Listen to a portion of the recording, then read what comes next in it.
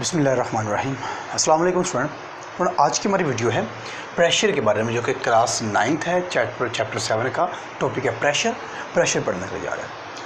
Pressure होता क्या है स्टूडेंट? प्रेशर के बारे में आप सब जानते हैं। ये अगर पानी की बात करें वाटर के अंदर, तो जो हम एक वाटर पाइप लेते हैं उसमें से अगर पानी गुजर रहा है और हमने प्रेशर बनाना, तो हम क्या करते हैं, पानी का पाइप आगे से थोड़ा सा ब्लॉक कर देते हैं एक साइड। तो ब्लॉक करने से क्या होगा कि पानी ज़्यादा प्रेशर के साथ निकलता है। ऐसे ही ये कैसे हमने किया? क्योंकि एक्चुअली हमने क्या किया है कि उस पानी का जो पाइप है उसका एरिया आगे से हाफ़ कर दिया। तो अच्छा, अगर एरिया हाफ हो गया तो इसका मतलब ये है कि एरिया पर डिपेंड करता है प्रेशर। एग्जैक्टली जो प्रेशर है वो एरिया पर डिपेंड करता है। कैसे डिपेंड करता है वो यहाँ पर देखते हैं। प्रेशर होता क्या है? प्रेशर हम कहते हैं एक फोर्स होती है, फोर्स एक्टिंग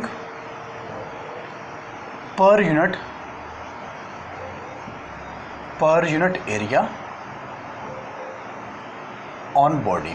किसी बॉडी के ऊपर जब हम फोर्स अप्लाई करते हैं, लेकिन फोर्स पर यूनिट एरिया पर, उसको हम बोल देते हैं प्रेशर। तो प्रेशर को हम लिखते हैं P के साथ। ये होता है फोर्स डिवाइड बाय एरिया, इसको लिख सकते हैं F डिवाइड बाय A।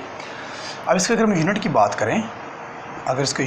करें, तो यूनिट हम हमेशा फार्मूला से निकालते हैं। तो फोर्स का यूनिट हमारे पास होता है न्यूटन और एरिया का यूनिट होता है हमारे पास मीटर स्क्वायर। तो इसको हम लिख सकते हैं Nm-2, ठीक है, न्यूटन पर मीटर स्क्वायर। और याद रखना है आपने, क्योंकि प्रेशर का जो है ये, इसका प्रेशर के बारे में बताया था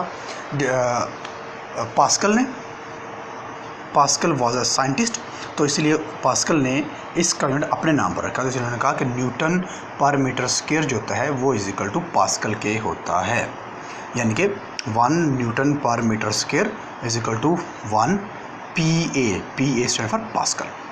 तो याद रखना है, प्रेशर का यूनिट 1 न्यूटन मीटर स्क्वायर भी होता है और पास्कल भी होता है। दोनों लिखे हो, दोनों ठीक है, क्लियर। अच्छा, बात करें प्रेशर डिपेंड किस पर करता है। तो प्रेशर की डिपेंडेंस हम अभी देख लेते हैं। डिपेंडेंस क्या है प्रेशर की? तो प्रेशर दो चीज़ों पर डिपेंड करता है। एक डिपेंड करता है फोर्स जो हम अप्लाई कर रहे हैं, दूसरा डिपेंड करता है एरिया, कि कितने एरिया पर हम प्रेशर अप्लाई कर रहे थे। तो इसके कॉमन सी एग्जांपल ये ले लेते हैं कि हमारे पास है एक पिन है, टूथ पिन है हमारे पास है। तो सुन, ये टूथ पिन अगर आप देखें तो इसकी ना जो ये टिप है बहुत ज़्यादा नुकीली है, इसका एरिया बहुत कम है, बहुत शार्प है ये। अगर यहाँ पर इसको रख कर पीछे से हल्की सी फोर्स भी लगाएंगे तो हमें पेन होगा। क्यों? क्योंकि पेन होगा मतलब प्रेशर ज़्यादा अप्लाई हो रहा है, ठीक है। प्रेशर ज़्यादा अप्लाई होगा तभी पेन होता है। तो प्रेशर ज़्यादा अप्लाई हो रहा है तो हमें पेन होगा। वजह क्या है? रीज़न ये है कि जो इसकी टिप है, ये वाली जो सामने आपको नज़र आ रही है, ये इसका एरिया बहुत कम, जब इसको रखेंगे तो बहुत कम एरिया घेरेगा ये। तो जितना कम एरिया होगा, तो यहाँ से आप देख सकते हैं कि जो प्रेशर का रिलेशन है, ये प्रेशर का जो रिलेशन है वो फोर्स के डायरेक्टली प्रोपोर्शनल होता है और एरिया के इन्वर्सली प्रोपोर्शनल होता है। यानी कि एरिया जितना कम होगा प्रेशर उतना ज़्यादा होगा। अभी हम फोर्स की बात नहीं कर रहे हैं, अभी हम सिर्फ एरिया की बात कर रहे हैं, ठीक है। एरिया जितना कम होगा प्रेशर उतना ज़्यादा होगा। तो ये देख रहे हैं कि ये एरिया बहुत कम है, ये वाला जब रख कर तो हल्की सी फोर्स भी लगाएंगे तो ये बहुत ज़्यादा पेन करेगा, मतलब प्रेशर बहुत ज़्यादा बढ़ रहा है, ठीक है। एरिया कम होगा तो प्रेशर ज़्यादा हो जाएगा। अब एक और एग्जांपल ले लेते हैं। ये मेरे पास मार्कर है। अब देखिए, अब इस टूथ पिन की निस्बत, इस टिप की निस्बत इसका एरिया ज़्यादा है, ये एरिया कम है, ये एरिया ज़्यादा है। अब मैं इसको ले लेते हैं, यहाँ पर अगर हम फोर्स लगाएंगे उतनी ही जितनी हमने टूथ पिन पर फोर्स अप्लाई की थी, लेकिन ये वाला पेन नहीं करेगा। क्यों? क्योंकि इसका एरिया ज़्यादा है as compared to tooth pin, ठीक है। तो इसका एरिया ज़्यादा होने की वजह से, अगर सपोज मैं जब ये यूज़ कर रहा था, मैं 5 न्यूटन की फोर्स अप्लाई कर रहा था, तो 5 न्यूटन की फोर्स पर भी बहुत ज़्यादा पेन हो रही थी। अब ये हम लेते हैं, इस पर भी हम 5 न्यूटन की फोर्स लगाते हैं, लेकिन हमें पेन फील नहीं होती। रीज़न, इसका एरिया ज़्यादा है, तो ज़्यादा एरिया होगा तो प्रेशर कम होगा, और अगर कम एरिया होगा तो प्रेशर ज़्यादा होगा, क्लियर। तो इसीलिए एक कॉमन सी एग्जाम्पल ले लेते हैं।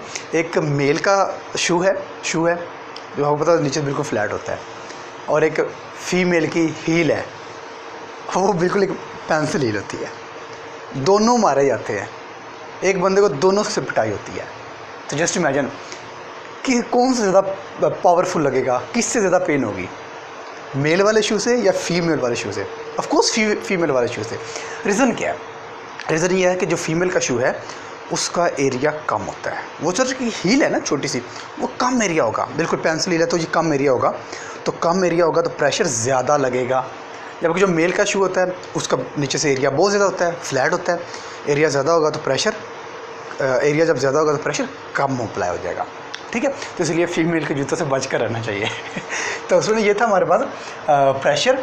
और प्रेशर के बारे में एक और बात बता दें, ये एक स्केलर क्वांटिटी होती है प्रेशर। ठीक है, तो प्रेशर जो होता है वो वेरी करता रहता है एरिया से, और प्रेशर वेरी करता है फोर्स से। अगर एरिया हम सेम रखे हैं, जैसे कि हम अब फोर्स की बात करते हैं, तो एरिया हम सेम रखते हैं। ये एरिया मैं 5 न्यूटन फोर्स लगाता हूँ, फील नहीं होगा।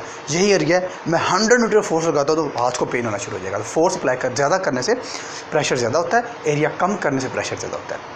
क्लियर? उसके बाद हमारे पास एक छोटी सी एग्जाम्पल है इस प्रेशर के वाले से, जो कि हम डिस्कस करते हैं।